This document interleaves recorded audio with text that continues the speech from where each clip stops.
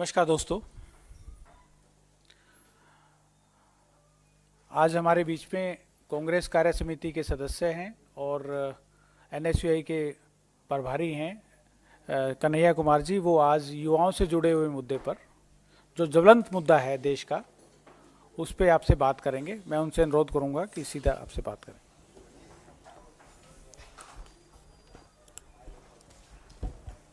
साथियों, सबसे पहले तो आप सब इस प्रेस वार्ता के लिए आए हैं, इसके लिए आपका बहुत बहुत धन्यवाद। जैसा कि आपको विनीत जी ने बताया, आज हम लोग एक बहुत ही गंभीर और संवेदनशील विषय पे यह प्रेस वार्ता कर रहे हैं। आप में से बहुत सारे साथियों को यह जानकारी मिली होगी कि रूस में 20 नौजवानों को, भारतीय नौजवानों को बंधक बना करके रखा गया है। बंधक क्यों बना करके रखा गया है? क्योंकि हमारे देश में युवाओं के लिए मृतकाल चल रहा है। देश में तो नौजवानों के लिए मृतकाल चल ही रहा था। जिन नौजवानों को रोजगार नहीं मिल रहा है, अब विदेशों में भी भारतीय नौजवानों के लिए मृतकाल शुरू हो गया है। रोजगार के बड़े बड़े दावे किए गए। सरकार ने कहा कि हम हर साल 2 करोड़ नौकरी देंगे। अगर हर साल देश में 2 करोड़ नौकरी दी जाती तो शायद ये स्थिति पैदा नहीं होती। आप जानते हैं कि रूस के पास परमानेंट आर्मी नहीं है, ठेके पर आर्मी है। हमारे देश में भी जो है ठेके पर अग्निपथ योजना लाई गई है, ठेके पे जवानों को बहाल किया जाएगा और वहाँ पर जबरदस्ती भारतीय नौजवानों को एक तरीके से बंधक बना करके रखा गया है।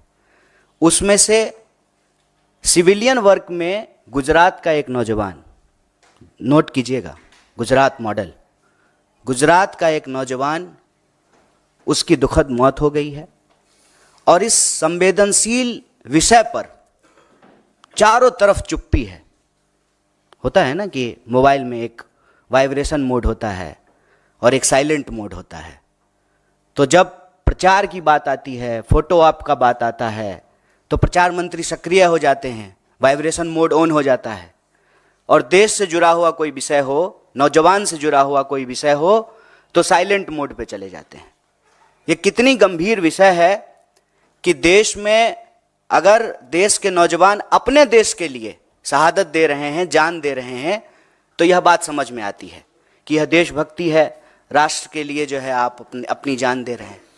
दूसरे देश की लड़ाई में, दूसरे देश के वार में भारतीय नौजवानों को क्यों जाना पड़ रहा है? इसका एक सीधा संबंध ये है कि हमारे देश में जो नौजवानों के भविष्य के साथ खिलवाड़ किया जा रहा है, जिस तरह से बेरोजगारी का दंश उनको झेलना पड़ रहा है। और आप सब जानते हैं कि पिछले 10 साल में बेरोजगारी दर लगभग दोगुनी हो गई है। 45 साल में देश के इतिहास में इतनी बेरोजगारी कभी नहीं थी। लाखों पद केंद्रीय विभागों में खाली हैं और सरकारी जो क्षेत्र हैं, राज्य सरकार के अधीन जो आते हैं, उसकी तो हालत आप सब देख ही रहे हैं कि क्या हो रहा है। जब हमारी भारत जोड़ो न्याय यात्रा उत्तर प्रदेश से गुजर रही थी, तो इलाहाबाद विश्वविद्यालय का एक नौजवान आया और कहा, भैया जितना इस देश में लव लेटर लीक नहीं होता है, उससे ज़्यादा उत्तर प्रदेश में क्वेश्चन पेपर लीक हो जाता है। मतलब नौजवानों की स्थिति ये है कि एक तरफ या तो भर्ती नहीं की जाती है, भर्ती की प्रक्रिया शुरू होती है तो प्रश्न पत्र लीक हो जाता है और पूरी की पूरी प्रक्रिया जो है वो न्यायालय के अधीन चली जाती है। और आप भर्ती की प्रक्रिया और उसमें होने वाले प्रश्न पत्र की तो अलग बात है। अभी आज आप लोगों ने देखा होगा कि उत्तर प्रदेश में बोर्ड के पेपर भी लीक हो गए हैं। ये जो देश के नौजवानों के साथ इतना बड़ा अत्याचार हो रहा है, और मैं आप सब लोगों से एक आंकड़ा साझा करना चाहता हूं। अभी से कुछ महीने पहले ही 1 घंटे से कम समय में 1 नौजवान आत्महत्या कर रहे थे देश में। अभी का आंकड़ा यह है कि 1 घंटे से कम समय में 2 नौजवान आत्महत्या कर रहे हैं। मतलब देश में रोजगार नहीं मिलेगा तो देश में आत्महत्या करने की स्थिति है। और रोजगार पाने के उद्देश्य से वॉर जोन में जाकर के, युद्ध क्षेत्र में, दूसरे देश की सेना में जबरदस्ती जो है बंधक बना करके नौकरी करवाने की स्थिति पैदा की गई है। और आप सब लोगों ने ये न्यूज भी शायद देखा होगा, अखबार के किसी कोने में आखिरी पृष्ठ पे होगा कि एक न्यूज और चली थी कि इजराइल में लेबर नहीं मिल रहा है इजराइल को, इसीलिए बहुत सारे माफिया देश में सक्रिय हो गए हैं अलग अलग राज्यों में। और जो हमारे देश के नौजवान हैं उनको एक तरीके से उनकी मजबूरी का फायदा उठा करके, और एक कहावत आप लोगों ने सुना होगा, मरता क्या ना करता, बहला फुसला करके, सपने दिखा करके कि विदेश में आपको नौकरी मिल रही है, देश के नौजवानों के साथ, उनके भविष्य के साथ खिलवाड़ किया जा रहा है। और इसी कड़ी में मैं एक बात और आपको जोड़ दूं, अपने बच्चों को, उनके भविष्य को बेहतर बनाने के लिए सपना देखने वाले जो माँ बाप हैं, पेट काट करके अपने बच्चों को पढ़ने के लिए बाहर भेजते हैं।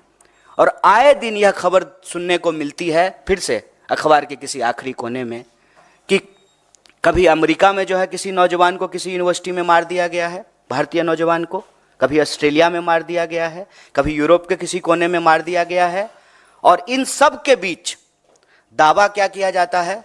विश्व गुरु का। विश्व गुरु नहीं है गुरु, आप पक्का से ना विश्व गुरु हैं, और आप इस देश के नौजवानों के भविष्य में जहर घोल रहे हैं। और जिस तरह से देश में और विदेश में भारतीय नौजवानों की जान ली जा रही है, यह अपने आप में बहुत दुखद, चिंताजनक और संवेदनशील बात है। इसीलिए हमारा यह कहना है कि देश में तो नौजवानों के लिए मृतकाल चल ही रहा था, अब विदेश में भी भारतीय नौजवानों के लिए मृतकाल चल रहा है। इसी विषय पे आप सबसे बातचीत के लिए हम साथी यहाँ उपस्थित हुए हैं। आप सब लोगों ने धैर्यपूर्वक अपनी बात सुनी, बहुत बहुत धन्यवाद। और इस संबंध में जो भी आपके प्रश्न होंगे उसका हम यथासंभव उत्तर देने का प्रयास करेंगे। बहुत बहुत धन्यवाद।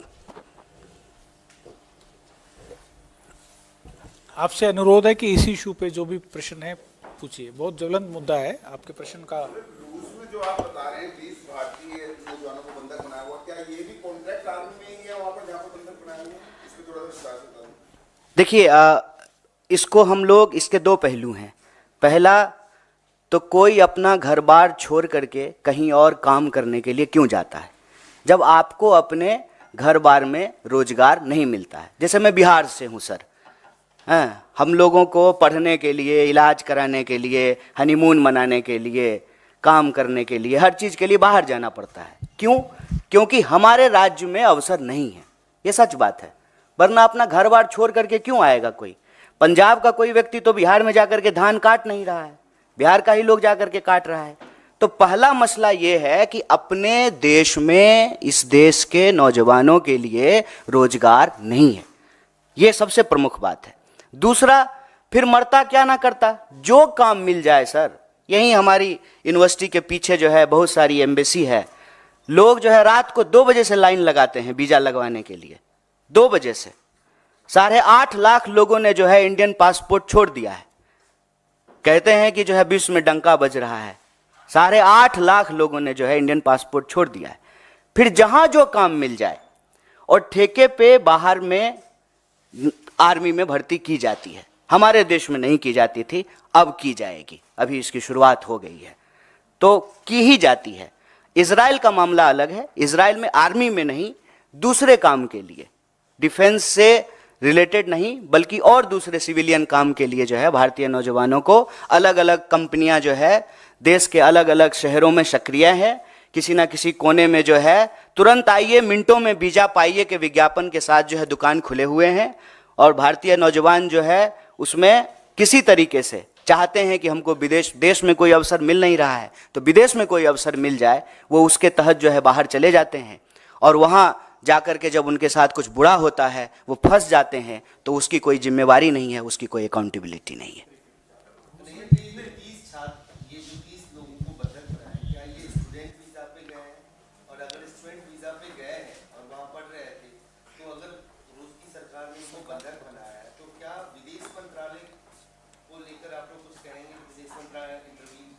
देखिए, अब इस बात का जवाब एक्चुअली हमारे सीनियर जयशंकर जी देते, विदेश मंत्री वो हैं, कि किस वीज़ा पे ये लोग गए हैं, सरकार का इस पे क्या स्टेटमेंट है।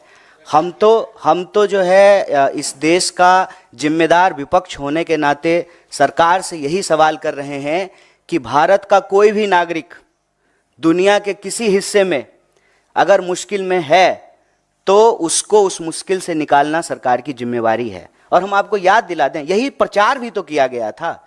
मुझे याद है, आप लोगों को भी याद होगा, उत्तराखंड में त्रासदी हुई थी और जो है मोदी जी के लिए बड़ा बड़ा प्रचार हुआ था, हर अखबार के पृष्ठ पे छपा था कि खुद से हेलीकॉप्टर चला करके गए हैं। नहीं, खुद से नहीं गए थे, मतलब हेलीकॉप्टर लेके गए हैं और गुजरातियों को निकाल करके ला रहे हैं। दुनिया के किसी कोने में कोई गुजराती को कुछ हो जाए तो मोदी जी पर्सनली जो है उसकी मदद करते हैं। तो हम बस उनको याद दिला रहे हैं कि जो है आपका ये गुण कहाँ है, हम देखना चाहते हैं। हम चाहते हैं कि देश के बाहर जो भारतीय नौजवानों के साथ देश के अंदर जो परिस्थिति है जिसके चलते उनको विदेश जाना पड़ रहा है, तो उनके साथ अगर कुछ बुरा हो रहा है तो सरकार इसकी जिम्मेवारी ले। ये तो सरकार बताए कि कैसे गए हैं, किस माध्यम से गए हैं, स्टूडेंट वीजा पे गए हैं कि वर्क वीजा पे गए हैं कि टूरिस्ट वीजा पे गए हैं, वीजा का कैटेगरी का है, H1N1 कौन सा वीजा लेकर के गए हैं, ये तो सरकार बताएगी। हम कैसे बता सकते हैं, हम तो विदेश मंत्री हैं नहीं। बेरोजगारी का आलम यह है कि अब तक की सबसे उच्चतम स्तर पे है। सरकार की तरफ से कल आंकड़ा भी ये सामने आया कि जीडीपी ग्रोथ जो है वो 8.4% हो गई है। क्या कहेंगे आप? 750 लोग जो है वो धन्ना सेठ हो गए हैं, अरबों खरबों में उनकी कमाई हो गई है, और किसान ने आत्महत्या कर लिया है 12,500। इसको कैसे देखते हैं?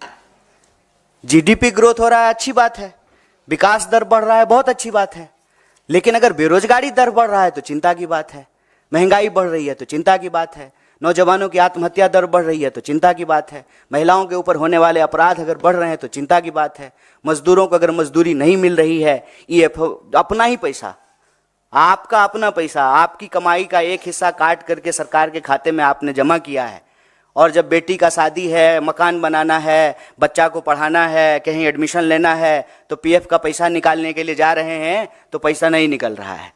तो हम कह रहे हैं कि जो अच्छी चीज है वो अच्छी चीज है, जीडीपी बढ़ गया, बहुत बढ़िया बात है। मतलब हम बार बार यही सवाल पूछते हैं ना कि 5 ट्रिलियन की इकोनॉमी हो गई, शानदार, सुंदर, लेकिन 5 ट्रिलियन की इकोनॉमी हो गई तो ये 80 करोड़ लोग कौन है जो 5 किलो अनाज लेने के लिए खड़े हैं? तो धन कहां जा रहा है, किसके पास जा रहा है? आंकड़ा उठा करके देखिए, जीडीपी तो बढ़ रहा है, लेकिन हमारा जनरेशन जो है इतिहास में सबसे गरीब जनरेशन है। कोई एसेट्स नहीं खरीद पा रहा है, अगर कोई एसेट खरीद रहा है तो ईएमआई पे खरीद रहा है। तो ये जीडीपी ग्रोथ किसका है, वो देखने की बात है ना। और इसमें कोई अंतर विरोधी बात तो है नहीं, ये तो और अच्छी बात है। तब तो सरकार अब ये बहाना नहीं लगाएगी कि हमारे पास पैसा नहीं है। तब तो हम कह सकते हैं ना कि जीडीपी ग्रोथ अगर 7.5% हो गया है तो फिर वो जो मांग है इस देश के विद्यार्थियों का कि शिक्षा पर जो खर्चा हो बजट का 10वां हिस्सा हो, तो 10वां हिस्सा बजट का आप एजुकेशन पे खर्च करने लगी है। लेकिन आपको मालूम है कि इस बार के बजट में जो है एजुकेशन के ऊपर कटौती की गई है। तो पैसा अगर पैदा हो रहा है इकोनॉमी में तो जा किसके पास रहा है? ये बेरोजगारी क्यों बढ़ रही है, किसानों की आमदनी क्यों नहीं दुगनी हो रही है, एमएसपी क्यों नहीं मिल रहा है? और आप सब पत्रकार साथी एक बात याद दिला दूं, लाडली का कितना प्रचार किए थे लाडला ने, लाडली कहां है? लाडली में पैसा मिलना बंद हो गया है। एमएसपी पे जो वादे किए गए थे वो वादा तो छोड़ दीजिए। गुजरात के मुख्यमंत्री थे मोदी जी, तो प्रधानमंत्री मनमोहन सिंह जी को चिट्ठी लिख करके कहा था कि एमएसपी दुगनी कर दीजिए। अब तो मनमोहन सिंह जी प्रधानमंत्री हैं नहीं, गुजरात के मुख्यमंत्री देश के प्रधानमंत्री बन गए हैं, तो एमएसपी क्यों नहीं लागू कर दे रहे हैं, उसको कानूनी दर्जा क्यों नहीं दे रहे हैं? इसीलिए जो है किसान आंदोलन कर रहे हैं। नौजवानों की हालत देख लीजिए कि देश के किसी ना किसी कोने में भर्ती समय से हो, एग्जाम टाइम पे लिया जाए, प्रश्न पत्र लीक ना हो, देश के किसी ना किसी कोने में जो है नौजवान और विद्यार्थी आंदोलन कर रहे होते हैं। जीडीपी बढ़ा है, बहुत बढ़िया, लेकिन बेरोजगारी नहीं बढ़नी चाहिए।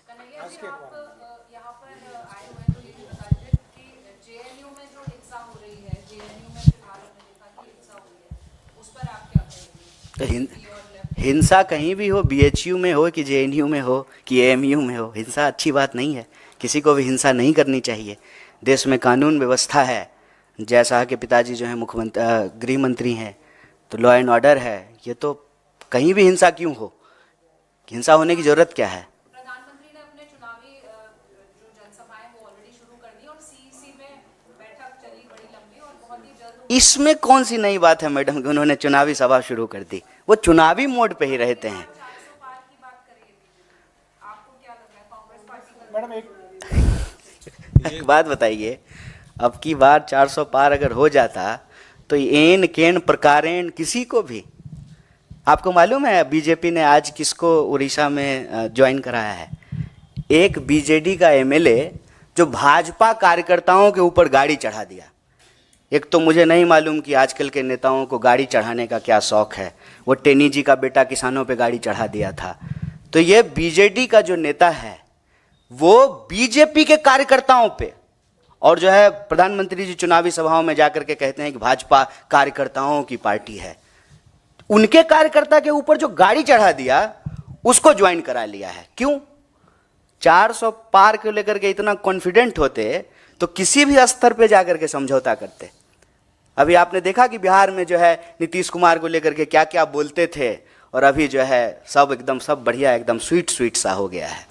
तो मुझे नहीं लगता है, ये दावे हैं, सुनते हैं हम भी, आप भी सुनिए। कन्हैया जी, वो शायद सवाल ये था कि सीईसी की जो बैठक है, बीजेपी सत्ता में है, 400 पार की बात कर रही है, उनकी सीईसी की बैठक हो गई, पहली लिस्ट की तैयारी है, आप लोग विपक्ष में हैं, आपकी सीईसी कब होगी इसको लेके कोई क्लैरिटी नहीं है।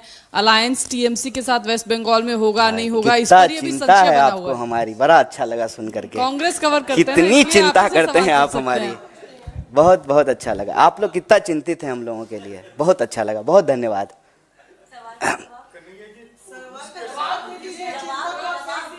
हम ये प्रेस कॉन्फ्रेंस एक बहुत ही गंभीर और संवेदनशील विषय पे है। चुनाव सीट नंबर के लिए प्रेस कॉन्फ्रेंस नहीं रखा गया है। नंबर मैंने आपको बताया, 20 भारतीय लोग रूस में फंसे हुए हैं, बंधक बनाए हुए हैं। अभी 400 छोड़ करके 20 नंबर याद रखिए। इसलिए नहीं जवाब दे रहा हूँ, ऐसा नहीं है कि हमको जवाब नहीं देने आता है, जवाब दे सकते हैं, ले विषय कुछ और है। ठीक है कन्हैया जी ये बताइए कि आपने कहा कि अमेरिका में भारतीय छात्रों का मर्डर भी हुआ है, संदिग्ध परिस्थितियों में मौत भी हुई है। ये जितने भी हाल के महीनों में मर्डर या संदिग्ध परिस्थितियों में मौत हुआ है, इसके पीछे विपक्ष के नाते आप कोई साजिश देख रहे हैं, फाउल प्ले देख रहे हैं? दूसरा सवाल है कि मोदी आपके क्षेत्र में जा रहे हैं कल, आप पिछले बार वहां से लोकसभा का चुनाव लड़े थे, इस बार कांग्रेस की टिकट पे बेगूसराय से लड़ेंगे आप? ये विषय अभी आज का नहीं है प्रेस वार्ता का। पहला सवाल जो आपने पूछा है कि भारतीय नौजवानों और विद्यार्थियों के साथ आए दिन कोई ना कोई घटनाएं होती रहती है। मैं ये नहीं कह रहा हूं कि साजिश है, लेकिन एक चिंताजनक और गंभीर परिस्थिति जो ज़रूर है। मान लीजिए कि मैं बार बार कहता हूं कि देश के भीतर की समस्या को बाहर जो घटनाएं घट रही है उसके कॉन्टेक्स्ट में देखने पे चीज़ें आसानी से समझ में आती है। मैं बार बार कहता हूं, मैं बिहार से हूं, और जो है जब हम लोग महाराष्ट्र जाते थे तो हमारे साथ भी जो है कई बार ऐसी घटनाएं घटी। गुजरात में कई बार जो है ऐसी घटनाएं घटी। ऐसी घटनाएं क्यों घटती हैं? ऐसी घटनाएं तब घटती हैं जब बिहार में रोजगार नहीं है और हमको मजबूरी में बाहर जाना पड़ता है।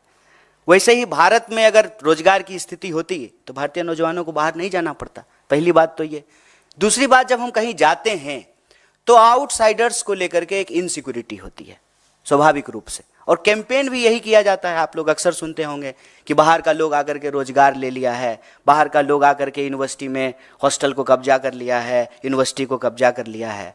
तो इस तरह से जो है आइडेंटिटी के आधार पे पोलराइजेशन होता है, ध्रुवीकरण होता है, और नफरत फैलाई जाती है, और नफरत का शिकार जो है वो लोग होते हैं। मैं ये नहीं कह रहा हूँ कि भारत की सरकार की साजिश है, लेकिन ये परिस्थिति है। इस परिस्थिति में भारत की सरकार को एक्ट करना चाहिए, हम ये मांग कर रहे हैं। महाराष्ट्र में जो घटनाएं हुई, ऐसा कोई अमेरिका से उसका कंपैरिजन हो सकता है क्या बिहार के किसी व्यक्ति के साथ? नहीं, बस मैंने समझने के लिए उदाहरण दिया है, कंपैरिजन नहीं है। दोनों की ज्योग्राफी अलग है, परिस्थिति अलग है, बस हमने समझने के लिए उदाहरण दिया। फिलहाल तो नहीं, फिलहाल तो हम रूस की ही बात कर रहे हैं। इजराइल को लेकर जो आपने कहा, तो आपकी एग्जैक्ट मांग इजराइल के मामले में क्या होगी गवर्नमेंट से, कि सरकार क्या करेगी? सरकार से तो हम यही मांग कर रहे हैं कि आप यहीं रोजगार की व्यवस्था कीजिए। भारतीय नौजवानों को किसी भी परिस्थिति में वॉर जोन में जाकर के काम करना पड़े, जहाँ मिसाइल चल रही है, गोलियां चल रही हैं, लोग मारे जा रहे हैं, चाहे इस तरफ से मारे जाएं या उस तरफ से मारे जाएं, हम ये नहीं कह रहे हैं, लेकिन उसमें हमारे लोग जाकर के क्यों अपनी जान गंवाएं? उनको यही रोजगार दिलाइए। और बस उनको हम वादा याद दिला रहे हैं कि आपने तो कहा था कि 2 करोड़ नौकरी देंगे हर साल, तो 10 साल अब पूरा होने को हैं। इस हिसाब से जो है आप 20 करोड़ नौकरी पैदा करते, 20 करोड़ आप नौकरी पैदा कर देते तो क्यों बाहर जाता कोई? किसी को अच्छा लगता है कि गोलियां चल रही हों और वहां पे जो है हम गार्डन साफ कर रहे हैं या सड़क साफ कर रहे हैं? ये अच्छा तो लगता नहीं है। तो हम सरकार से ये मांग कर रहे हैं कि देश के नौजवानों के भविष्य के साथ खेलना बंद कीजिए और युवाओं के लिए जो ये मृत काल चल रहा है, उस मृत काल को बंद करके ही सही मायनों में अमृत काल शुरू किया जा सकता है। ठीक, धन्यवाद। अब मुझे फिर कभी इसी इशू पे अगर कुछ है तो नहीं तो इसी इशू पे है सर, क्योंकि वहाँ हमारी साथी ने जो आपसे सवाल पूछा था वो इसलिए पूछा था कि आप कह रहे हैं अमृतकाल चल रहा है। अमृतकाल से छात्रों के लिए अमृतकाल तभी लाएंगे जब सत्ता परिवर्तन करेंगे। आप विपक्ष हैं तो आप क्या तैयारी कर रहे हैं इस सत्ता परिवर्तन के लिए? इसीलिए उन्होंने पूछा था। दूसरे स्पोक्स पर्सन आकर के प्रेस कॉन्फ्रेंस करेंगे। धन्यवाद।